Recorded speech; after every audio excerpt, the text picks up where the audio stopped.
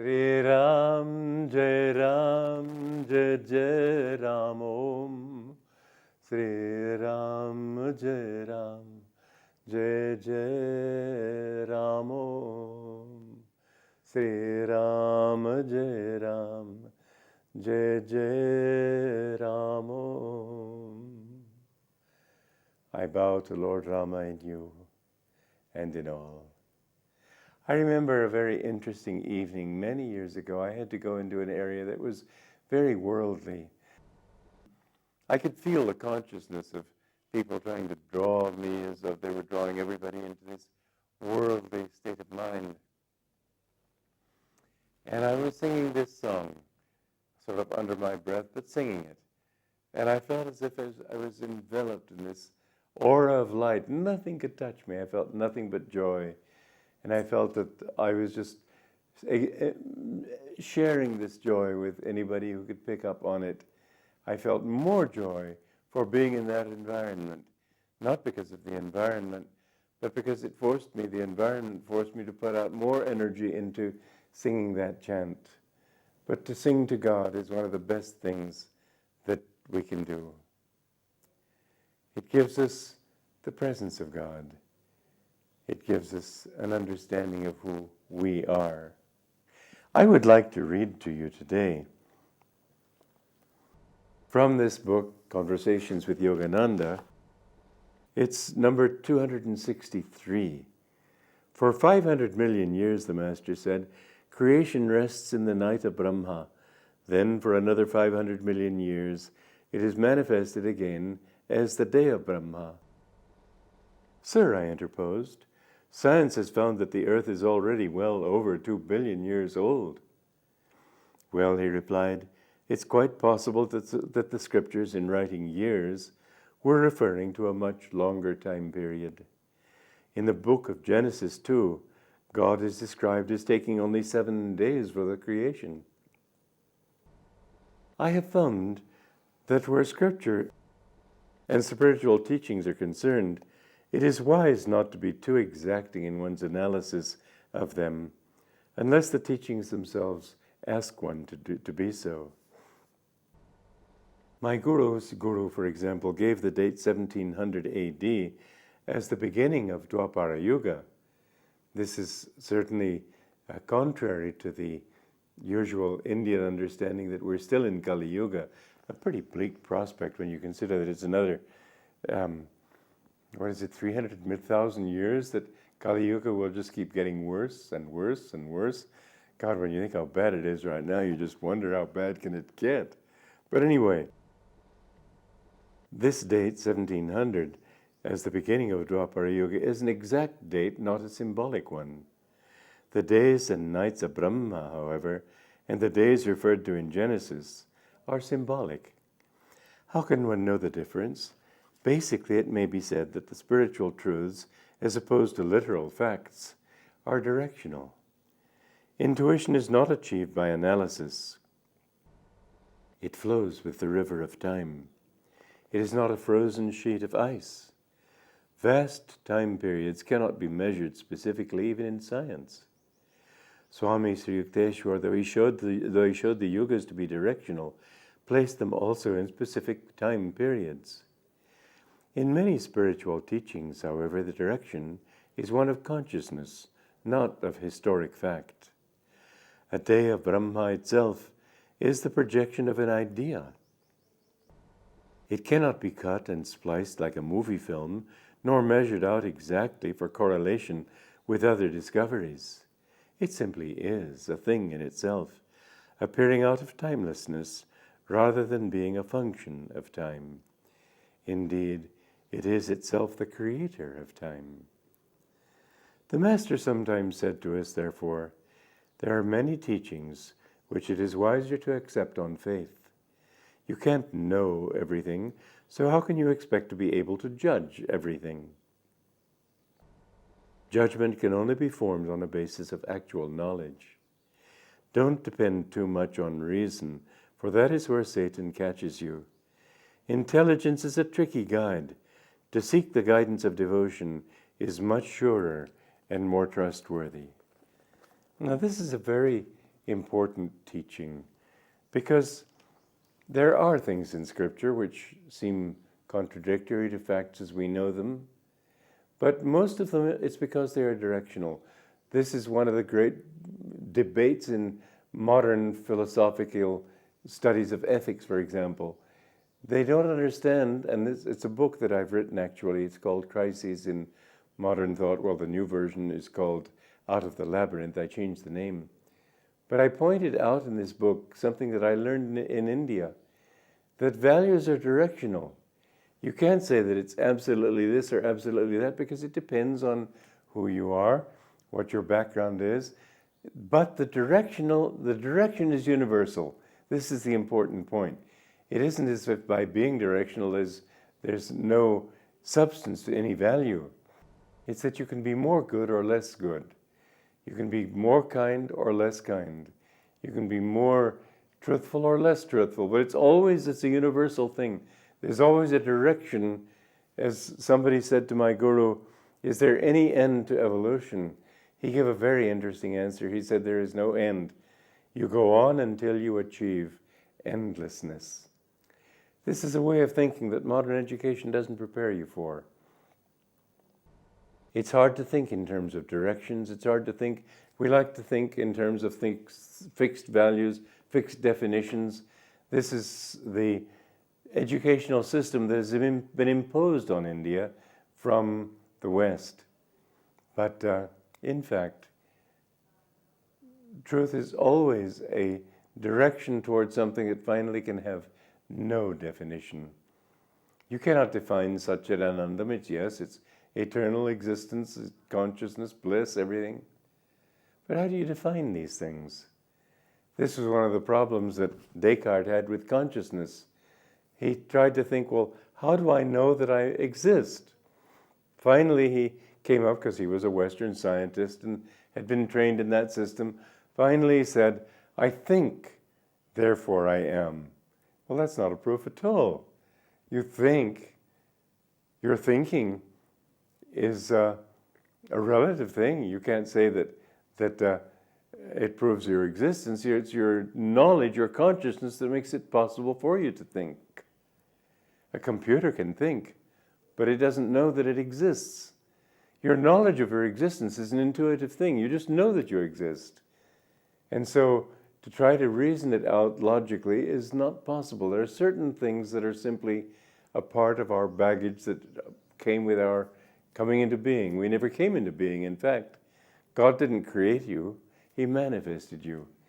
There's a whole slew of truths that we've got to understand in new ways if we are to know who and what we are, what life is all about, what consciousness is all about. This is the great defect of modern science, that they think that thought and consciousness, rather, is produced by the mechanism of the brain. No. It took consciousness to produce a brain. It takes consciousness to think. Consciousness is something that, well, you've probably read books or heard about them of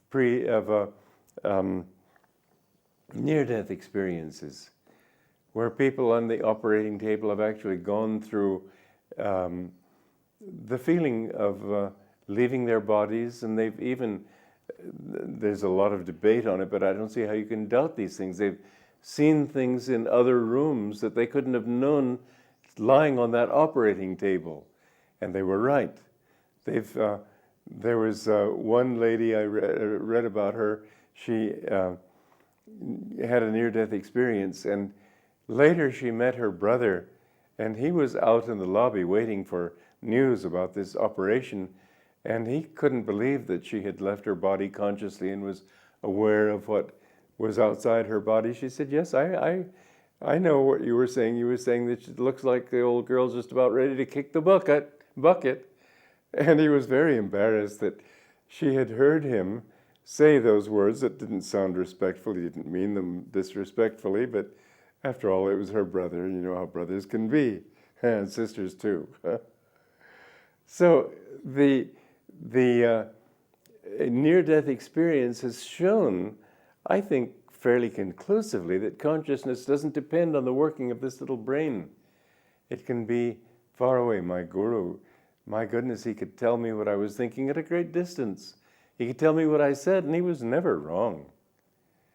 It could be sometimes embarrassing for me when he told me things that I'd said that I shouldn't have said.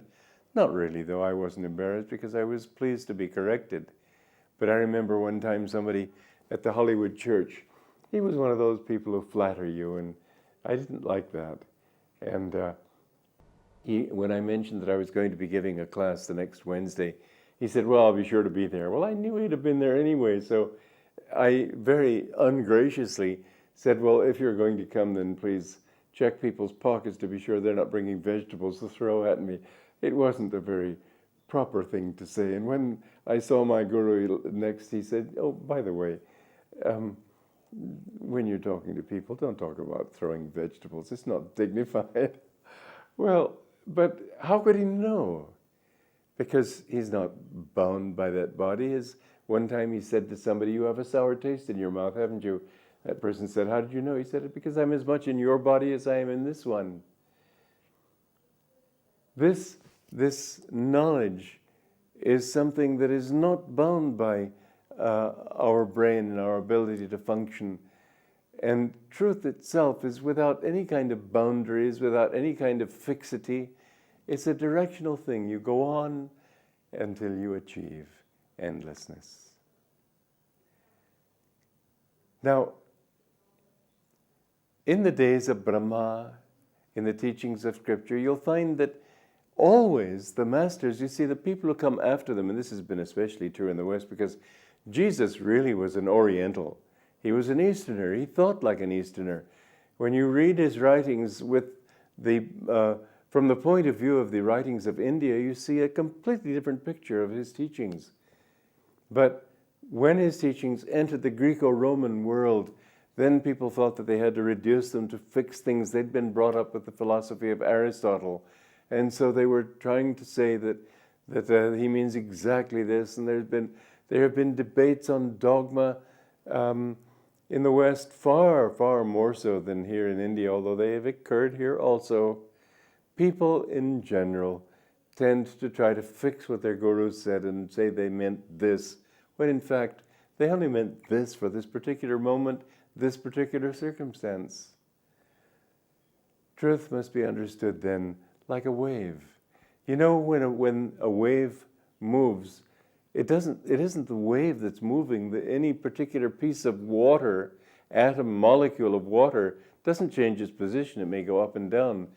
The wave is something different. Sound waves, light waves, all waves they're not displacing anything. They're not moving anything. It's another. We have to think differently. The wonderful thing about science is, modern science, it's teaching us to think differently. But everything that science is doing, it's corroborating what was taught in the ancient scriptures of India. I don't know any scripture, quite honestly, that matches India in its breadth, in its subtlety, and above all, there's no other scripture, or I should say no other religion, because many great masters taught these things. Jesus did, Buddha did. But no other religion that I know of teaches moksha, only Hinduism. That your job is to get out of the ego and to realize that you are Brahman, that you are one with everything. This is an extraordinary concept. When you understand that, then don't try to reduce religion to fixed principles. Don't try to be dogmatic in your understanding, because it will never give you the truth.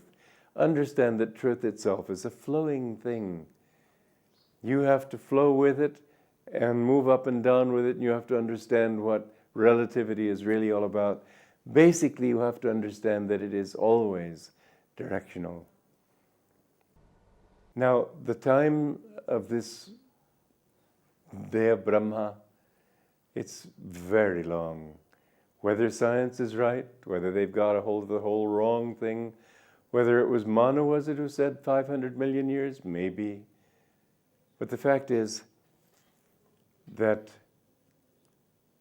you've come into this world, and there's only one point that needs to concern you and me.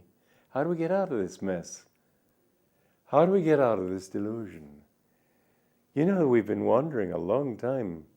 And the truth is that you may have come into this world of manifestation with the beginning of the day of Brahma. My Guru taught, and Omar Khayyam, the great Sufi mystic, also taught, that many who come into manifestation at the beginning of a day of Brahma, who are remanifested at that time, are still wandering in delusion at the end of a day of Brahma. Who cares how long it is? The thing is, what do you do about it? How do you get out of it? This is what we need to understand. Don't try to understand the scriptures too much with your intellect. I've learned that the intellect can be a help, yes, but it can also be a very treacherous help, very treacherous weapon. I've listened to the devotees of different masters, different saints, and I've seen that they themselves get all twisted up as to what those saints are really saying, because they're so subtle. The truth itself is so subtle. Something Ananda Ma said, it's not so easy to understand. Speaking of Brahman, she said, it is and it isn't. And neither is it nor is it not. Now, how do you figure that one out? I think that they teach these things to help us to break this thought that we can get it in a little capsule and figure it out for once and forever. Flow with it. The truth is always far more than you think that it can possibly be. God cannot be understood with the intellect. You have to become the wave of the infinite. You have to flow with that truth. And then you will see that actually to understand truth is basically it's fun. Bliss is what it's all about. I remember my guru when he would sometimes talk about some job that needed to be done. And I wasn't involved in that particular job, so I would just sit there and meditate. And I would feel emanating from him such bliss. That was his reality.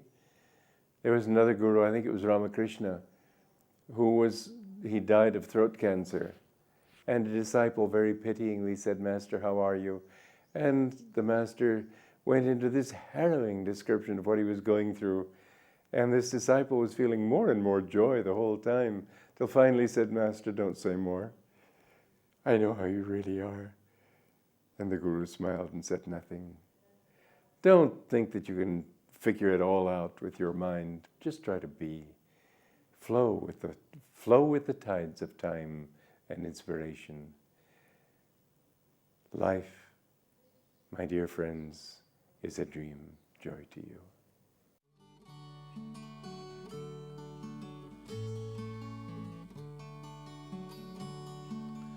Life is a dream, time like a stream, carries our burdens away. Never despair, joys everywhere, love can befriend you today. Free from all care, like birds on the air, soar above griefs and worries, seek joy and be gay. Often on earth, things of great worth, worldly ambitions defy. Sometimes a friend helps us ascend up from life's cares to the sky. Love is a star, though shining afar, it can guide us and help us toward light to draw nigh. Life is a dream, time like a stream, carries our burdens away. Never despair, joys everywhere, love can befriend you today. Free from all care, like birds on the air, soar above griefs and worries. joy and be gay. Often on earth things of great worth, worldly ambitions defy. Sometimes a friend helps us ascend up from life's cares to the sky. Love is a star, though shining afar. It can guide us and help us toward light to draw nigh. Love is a star, though shining